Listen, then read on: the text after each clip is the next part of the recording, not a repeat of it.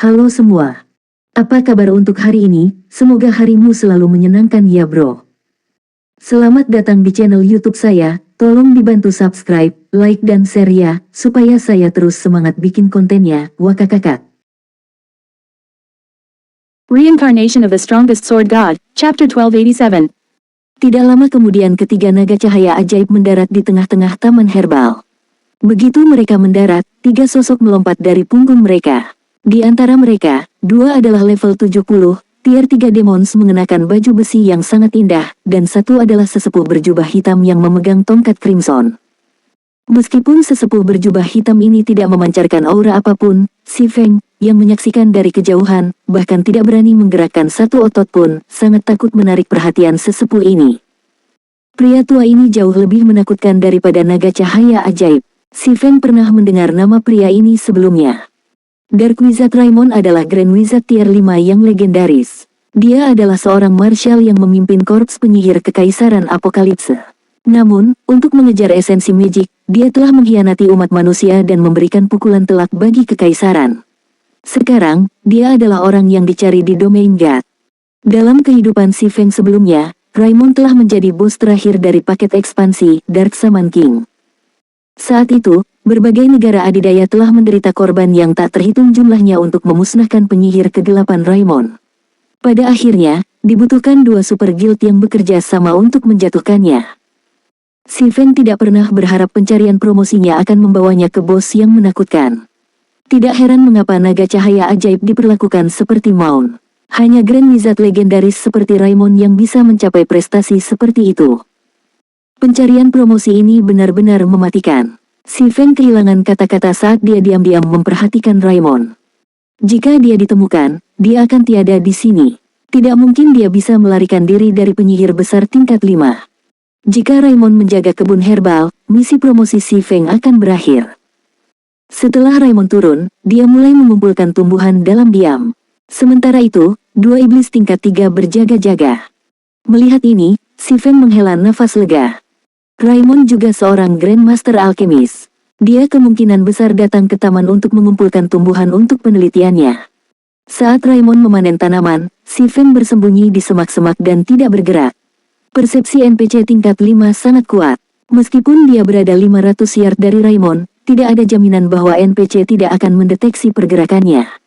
Dia hanya bisa menunggu sampai Raimon meninggalkan kebun tanaman obat. Waktu berlalu dengan cepat. Setelah memanen tumbuhan selama hampir 10 menit, Raimon akhirnya berdiri dan bersiap untuk pergi. Namun, tiba-tiba, Raimon mengambil batu 7 warna seukuran kepalan tangan dari tasnya dan mulai melantunkan mantra. Apa? The Seven Luminaries Soulstone ada di tangan Raimon. Ketika si Feng melihat batu 7 warna itu, dia tiba-tiba merasa karena sistem telah menipunya. Pencariannya adalah untuk menyegel Raja Iblis. Biasanya, ini tidak mungkin baginya pada tahap permainan ini. Oleh karena itu, sistem telah memberinya petunjuk untuk menggunakan batu sumber 7 tokoh untuk menekan Raja Iblis sebelum menyegelnya. Namun, sekarang, terungkap bahwa Raimon memiliki Seven Luminaries Soulstone, dan Grand Wizard kemungkinan besar lebih kuat dari tier 5 Demon King. Saat si Feng menderita karena bagaimana dia akan mendapatkan batu sumber 7 Luminaries, penghalang ajaib terbentuk di sekitar taman ramuan. Saat berikutnya, si Feng melihat Raimon mengambil beberapa biji dari tasnya dan menanamnya di taman. Dalam sekejap, benih ini mulai bertunas. Tingkat pertumbuhan mereka sangat mencengangkan. Apalagi jamu itu luar biasa. Mereka semua adalah bunga jiwa, yang tidak kalah nilainya dengan bunga kehidupan. Bunga jiwa sangat berharga karena mereka dapat mengurangi penalti sistem saat pemain tiada.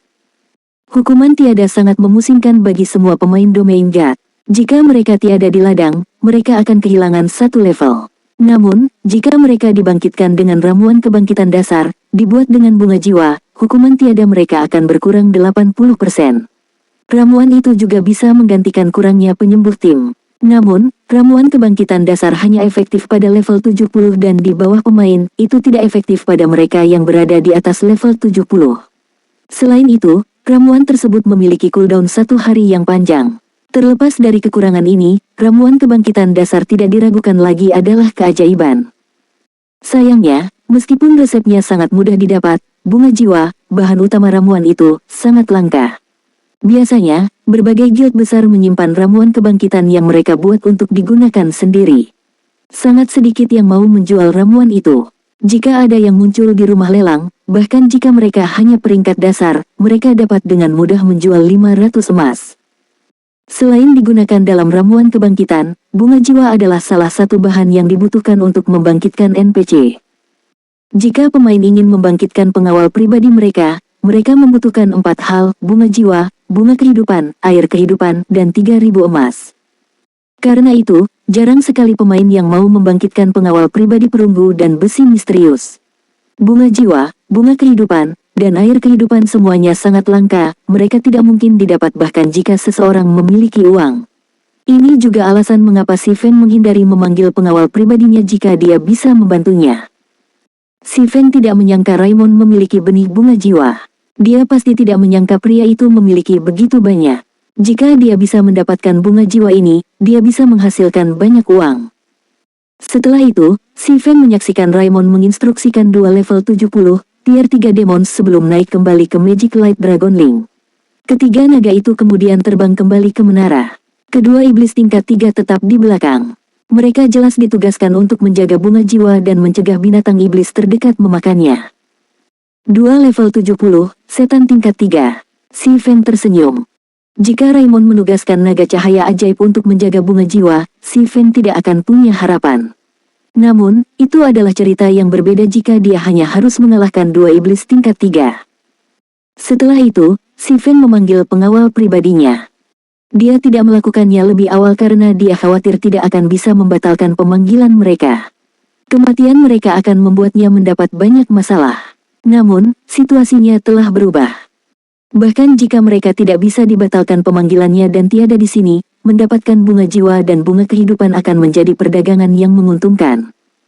Beberapa saat setelah 2 susunan magic pemanggil muncul, Anna dan Kite muncul.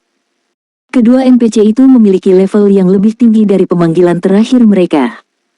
Anna sudah mencapai level 72, sedangkan Kite telah mencapai level 70. Senjata dan perlengkapan mereka juga telah berubah. Tanpa sepengetahuan Sven, Anna telah memperoleh tambahan topi baja legendaris terfragmentasi, sementara Kite telah memperoleh pedang 1 tangan legendaris terfragmentasi. Sven sangat cemburu. Dia harus mengakui bahwa membuang koin ke dalam pencarian peringkat tinggi mereka telah menjadi investasi yang berharga. Pergilah. Meskipun kedua pengawal pribadinya hanya tingkat 2, Sven tidak ragu untuk mengirim mereka untuk berurusan dengan 2 setan tingkat 70, tingkat 3. Reincarnation of the Strongest Sword God, Chapter 1288. Ketika kedua pemburu iblis itu hanya berjarak 30 yard, Anna membanting pantat stafnya ke tanah dan mengarahkan jarinya ke langit. Saat dia melakukannya, dia selesai mengucapkan bait terakhir mantranya. Tiba-tiba, susunan magic emas yang besar muncul di hadapannya. Arai magic perak juga muncul di sekitar Anna, satu demi satu, mengelilingi summoner. Ketika dua pemburu setan hanya berjarak 15 yard, raksasa emas muncul dari susunan magic emas. Raksasa emas berfungsi sebagai penjaga gerbang saat berdiri di jalur pemburu iblis. Langkah ini adalah kutukan tingkat 2 yang telah dipelajari Anna, Song of Summoning. Itu memungkinkan dia untuk memanggil raksasa emas tingkat 3 untuk membantunya. 10 penjaga batu tingkat 2 juga muncul dari susunan magic perak di sekitar Anna. Dalam sekejap mata, Anna telah memanggil pasukan monster. Tanda hubung. Raksasa emas makhluk elemental, Tuan yang agung. Tingkat 72. Health power 77.000.000, 77.000.000. Rock Guardian, makhluk elemental, Tuan. Tingkat 72. Health power 31.000.000, 31.000.000. Tanda hubung. Meskipun kedua pemburu iblis mencoba mengitari makhluk yang dipanggil dan menyerang Anna secara langsung, pemanggil telah bersiap untuk ini. Dengan gelombang cahaya dari tongkatnya, dia menembakkan beberapa peluru elemental ke pemburu setan. Sial, sial, sial. Kedua pemburu setan menanggapi dengan cepat dengan memblokir peluru dengan pedang besar mereka. Namun, raksasa emas muncul di belakang dua pemburu setan, tinjunya turun ke kepala mereka. Ledakan. Minus 415.797. Minus 420,187. Dampaknya meledakkan lubang besar di tanah. Pada titik ini, Ana telah selesai menulis serangkaian rune lagi. Dia kemudian menjentikkan jarinya ke rune ini. Segera, rune ini tertanam di tubuh 10 Rock Guardian, yang telah mengepung 2 pemburu setan. Saat rune ini bergabung dengan Rock Guardian, arai magic emas terbentuk di sekitar 2 pemburu setan. Meskipun pemburu iblis menyerang penghalang, itu tetap utuh saat penjaga batu membagi kerusakan secara merata.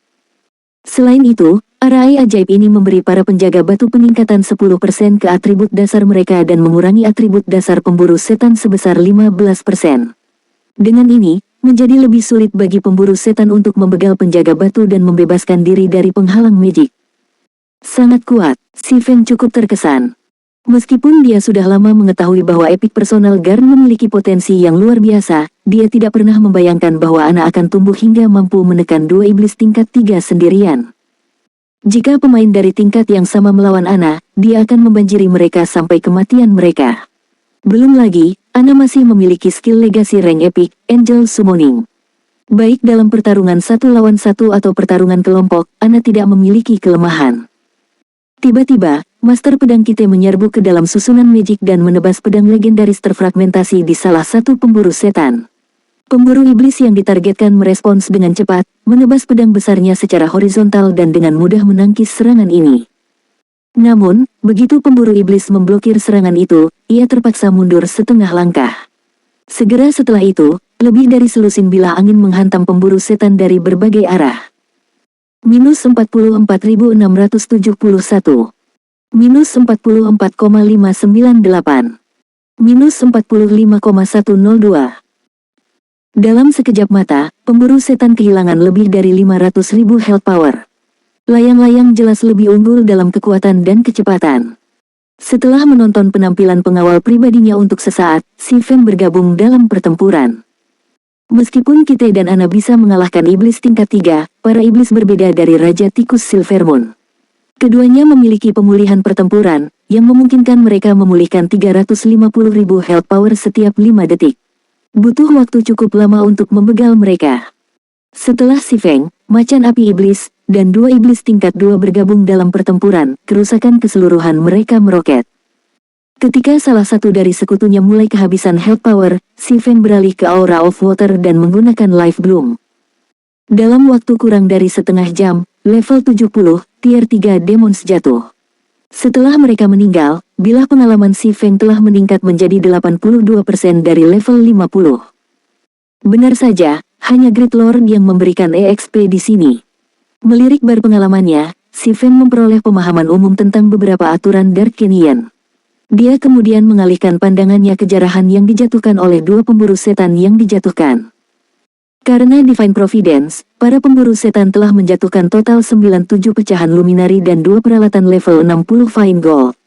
Mereka juga menjatuhkan 2 kantong kecil. Membuka kantong, Si Feng menemukan bahwa itu sebenarnya berisi biji. Gabungan 2 kantong berisi total 27 biji. Monster di sini menjatuhkan benih. Si Feng agak bingung. Ini adalah pertama kalinya dia mendapatkan benih setelah membegal monster. Biasanya, seseorang hanya bisa mendapatkan benih dari pedagang NPC atau membuka peti harta karun. Setelah itu, Si Feng dengan penasaran memeriksa panel atribut benih. Tanda hubung. Bibit pohon pelangi bermutasi. Tingkat kelangsungan hidup meningkat 20%. Jumlah buah pelangi yang dihasilkan setiap siklus kematangan meningkat sebesar 30%. Ada peluang untuk menghasilkan buah pelangi yang bermutasi. Tanda hubung. Apa? Ini adalah benih pohon pelangi. Si Feng tertegun sejenak.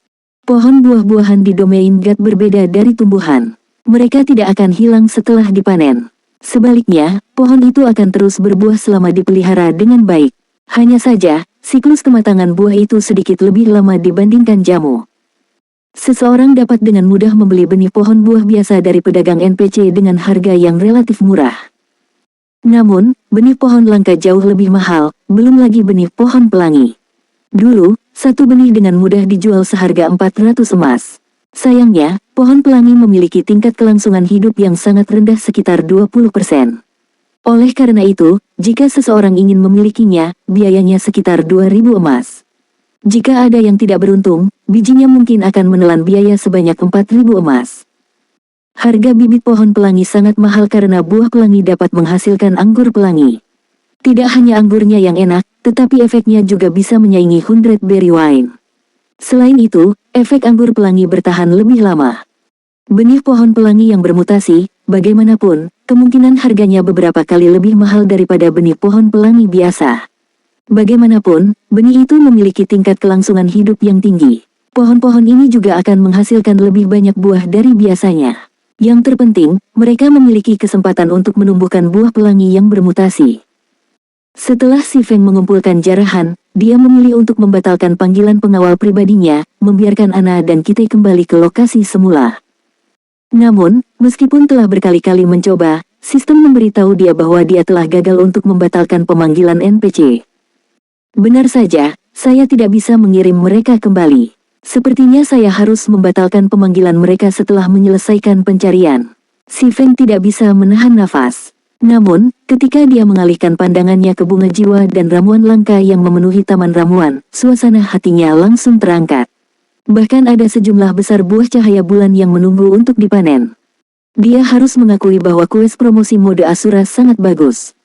Si Feng mengumpulkan ramuan langka dan buah cahaya bulan dengan panik sambil menunggu bunga jiwa matang. Biasanya, bunga jiwa membutuhkan 3 hingga 4 hari untuk mencapai kedewasaan. Namun, karena susunan Magic Raimon, ini hanya membutuhkan sekitar 6 jam. Waktu berlalu dengan sangat cepat. Pada saat Si Feng mengumpulkan bunga jiwa, ruang tasnya hampir penuh. Sudah waktunya bagiku untuk keluar, pikir Si Feng sambil melihat jam dunia nyata. Sudah hampir waktunya untuk kompetisi persahabatan dojo macan putih. Sebagai kepala instruktur biduk, dia tidak bisa absen dari acara tersebut. Dia kemudian memilih untuk lockout dan menghilang dari kebun herbal. 1. Buah pelangi. Buah pelangi di bab 1005 berubah menjadi buah 7 warna.